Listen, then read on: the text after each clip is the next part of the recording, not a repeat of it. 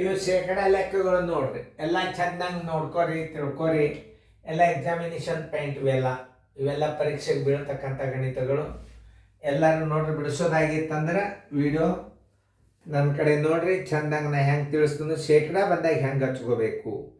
ಒಟ್ಟು ಅಂಕಗಳಿಗೆ ಪಡೆದ ಅಂಕಗಳು ಗುಂಡ್ಲೆ 100. ಒಟ್ಟು ಅಂಕಗಳಿಗೆ ತಳಗ ಛೇದ ಆಗ್ತದೆ, ಪಡೆದ ಅಂಕಗಳು ಅಂಶ ಆಗ್ತದೆ. ಅದಕ್ಕೆ 8 100ಲೆ ಮಾಡಿಬಿಟ್ರೆ ನಿಮ್ಮ ಶೇಕಡ ಪ್ರಮಾಣ ಬರ್ತದೆ.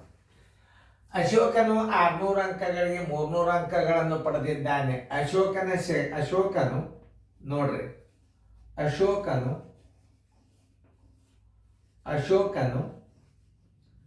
ಪಡೆದ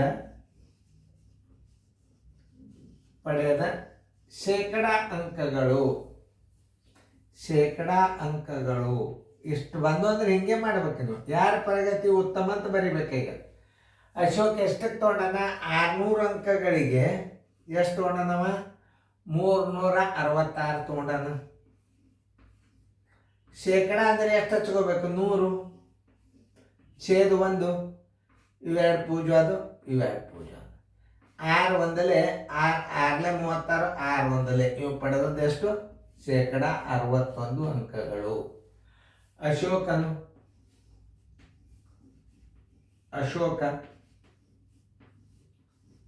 ಪಡೆದ ಶೇಕಡ ಅಂಕಗಳು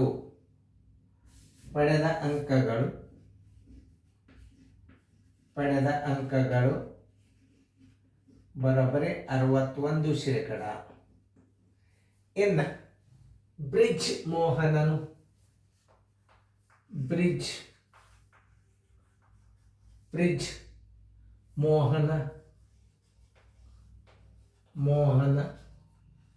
ಪಡೆದ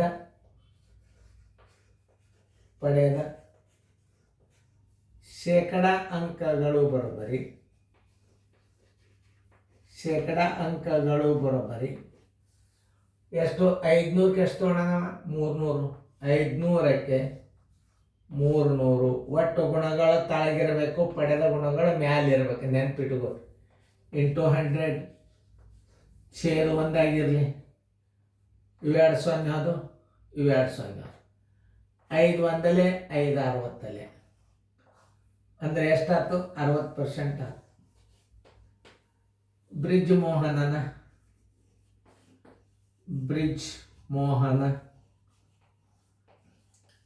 ಮೋಹನನು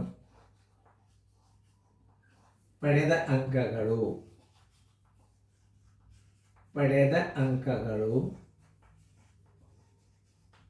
ಬರೋಬ್ಬರಿ 60 ಶೇಕಡ. ಏನು ಹೇಳ್ಯಾರ? ಏನದು ಪ್ರಶ್ನೆ? ಯಾರ ಫಲಿತಾಂಶ ಉತ್ತಮ ಅಂದರೆ ಯಾರ್ದು? ಅಶೋಕನ ಪ್ರಗತಿ ಉತ್ತಮ. ಆನ್ಸರ್ ಅಶೋಕನ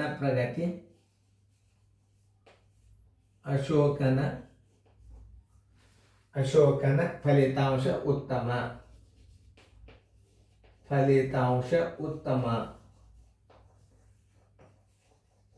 ಬರೋಬ್ಬರಿ